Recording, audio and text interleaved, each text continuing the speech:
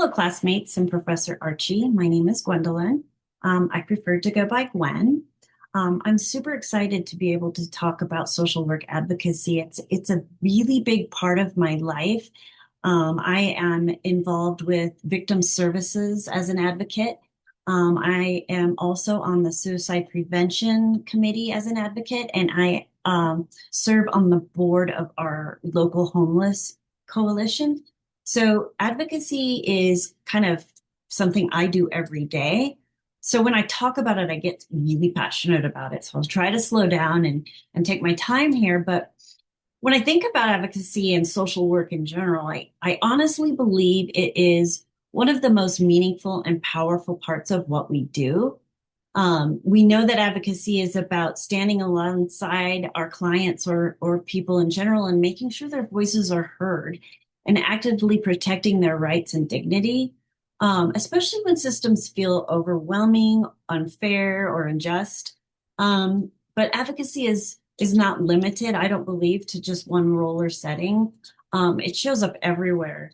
It shows up with our case managers. It shows up with our peer support advocates. It shows up with clinicians and psychologists and, medical professionals in general. And, we immediately in social work want to talk about the micro and meso and macro level. And, at the micro level, we're doing advocacy because we're helping our clients navigate systems. We speak up on their behalf when something isn't okay and ensuring that they are treated with respect. And then at the advocacy, at the meso level, it involves working with families and organizations and programs to improve access policies and the way services are delivered. Um, the big daddy of them all, of course, is the macro level, where advocacy focuses on systems change and addressing social injustice, influencing policy, and working toward equity for entire communities and society as a whole. I honestly think it's kind of glorious that advocacy is not limited to social work, but connects every level of practice across, mental and behavioral health. Um, that being said, I think advocacy is especially central to social work because our profession is so explicitly grounded in being trauma informed, valuing the dignity and worth of a person, and social justice the um, with the understanding that people are shaped by their environments. So advocacy is how these values move from theory into action. Um, I have to mention that one body of work that has not only changed my personal life, my personal journey, but has influenced my work as an advocate, and that is Dr. Bessel van der Kolk's trauma research that he does in The Body Keeps the Score. I'm sure you're all familiar with that work. And while his work primarily shows that trauma reshapes both, body and brain, and that healing requires safe relationships, supportive environments, community conditions that restore regulation and dignity, his insight on social workers operates beyond treatment rooms, and he wants to focus towards a more system level reform. I attend a lot of his conferences and his webinars and forums online, and have noticed that he publicly argues for trauma-informed policy, and he warns that restricting discourse on terms like trauma, inequity, and social justice threatens progress across education, healthcare, and justice, and can unmistakably advocate oriented stance that aligns with social work macro's mission, which I guess I never really thought about that. But so it's, I guess in other words, his science underlines why advocacy for trauma-informed, equitable systems is not only optional, is not optional, but is ethically necessary. Having said that, I will say that through my work, I have learned that advocacy goes beyond simply speaking up and standing up for our clients.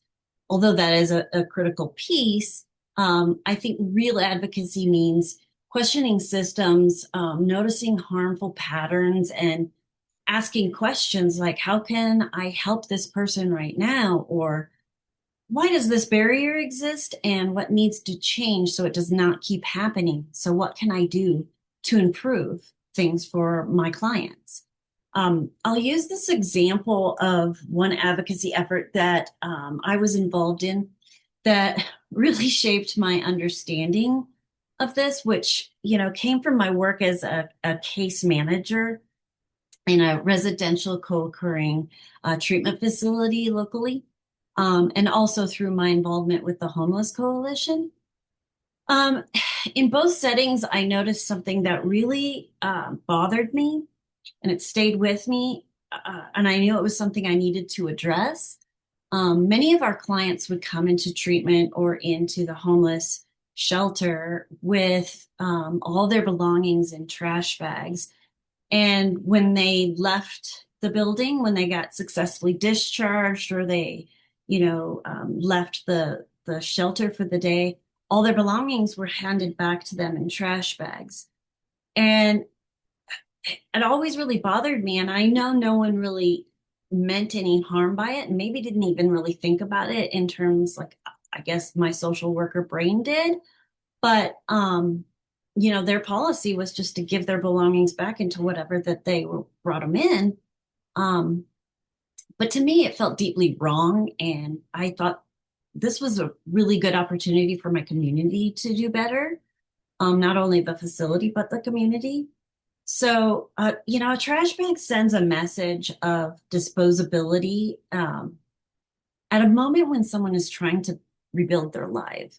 And that was when I realized advocacy is not, you don't always have to adhere to the policy. It's about addressing a dignity and respect, right?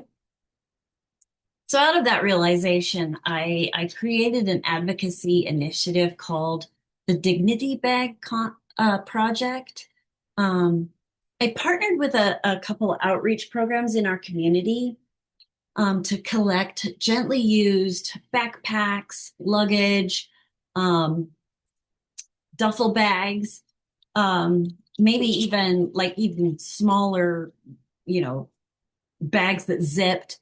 And we would give those to our clients when they left. And we would also include like a toiletry, bag of toiletries.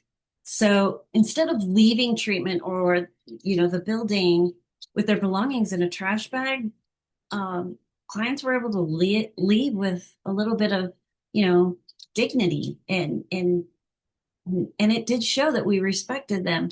I mean, it was a small change, but I think it made a meaningful difference. So, for me, advocacy isn't just something that I do. It is part of who I am as a social worker and as a person. I like to think of myself as one that has courage, empathy. I'm authentic. I have leadership skills and I can collaborate. I'm not shy about that, reaching out to the community, and it really just often begins with noticing what others have normalized and deciding what if it aligns with our values, if we can, give back.